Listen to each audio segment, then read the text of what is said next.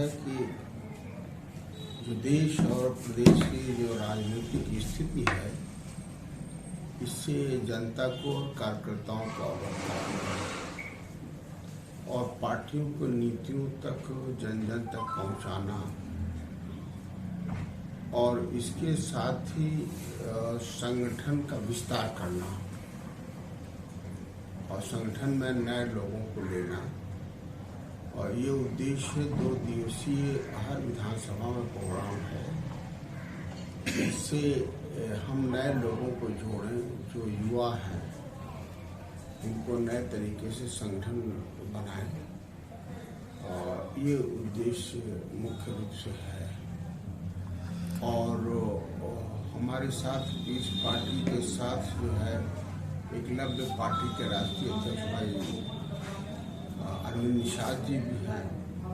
तो ये भी देना कि पीस पार्टी और एकलव्य पार्टी वो मिल करके पंचायती राज और विधानसभा लोकसभा चुनाव वो मिल करके हिस्सा लें, ये उद्देश्य है। जी, दौरे से अब तक के 2 दिवसीय दौरे से कितना अचीवमेंट हुआ है, आप कहाँ पाते हैं इस दौरे से? मुझे लगता है कि दौरे के उद्देश्य को प्राप्ति हम लोगों ने कर ली है, और जो उद्देश्य था दौरे का वो हम लोग प्राप्त कर रहे हैं, और लोगों की विचारधारा जो जन समस्याएं हैं उससे भी हम अवगत हो रहे हैं। तो जनता की जो समस्याएं हैं उससे भी अवगत हो जा रहे हैं, और अपने मिशन को, अपने जो उद्देश्य है उसको हम पहुंचा भी पा रहे हैं। डॉक्टर साहब, देश में गठबंधन की राजनीति का अच्छा खासा असर देखा जा रहा है। ऐसे में आपकी पार्टी का गठबंधन क्यों नहीं हो पा रहा है, या है तो किससे? देखिए, पीस पार्टी का गठबंधन जो बड़े दल हैं उनसे नहीं, अभी तक 2008 से अभी तक नहीं हो पाया है, और उसकी कुछ बुनियादी समस्याएं हैं। क्योंकि पीस पार्टी समाज के कमजोर तबकों के लिए लड़ रही है, और जिसमें विशेषतर वत पिछड़ा वर्ग, अति दलित वर्ग और मुस्लिम समाज और गरीब समाज हैं। और ये इतना बड़ा समूह है कि सारे राजनीतिक दल ये बात समझते हैं कि अगर इस समूह को राजनीतिक मजबूती मिल गई, जिस तरीके से 2009 और 12 में शुरू हुआ था, तो उनका अस्तित्व शायद खतरे में पड़ जाए। इसलिए पीस पार्टी को मजबूत न हो, इसलिए अपना नुकसान सहते हुए भी कोई भी राजनीतिक दल पीस पार्टी के साथ गठबंधन नहीं करना चाहती। और जो भी छोटे दल 2008 से ही समझौता हम लोग कर रहे हैं, पर जो भी छोटे दल मिल करके हम सभी के साथ काम कर रहे हैं, तो राजनीतिक दल उन्हें कोई न कोई लोभ और लालच दे करके पीस पार्टी से तोड़ ले रही है, अपने साथ गठबंधन में ले रही है। जी डॉक्टर साहब, एक दौर था सन 2012 का जिसमें प्रदेश स्तर पे आपकी पार्टी को पहचान थी और जनता के बीच में अच्छी पहचान थी।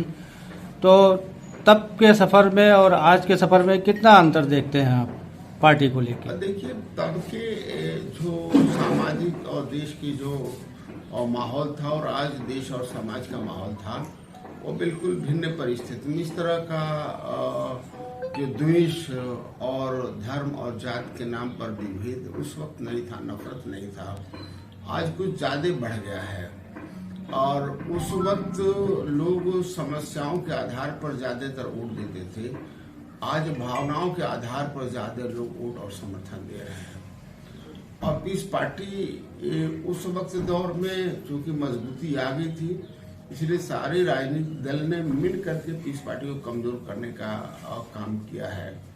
और मुझे विश्वास है कि अगर हम लोग इसी तरह से मजबूती से जमीनी स्तर पर काम करते रहे, तो हम पीस पार्टी के लोग 2012 से बेहतर 2027 में हम रिजल्ट लाएंगे।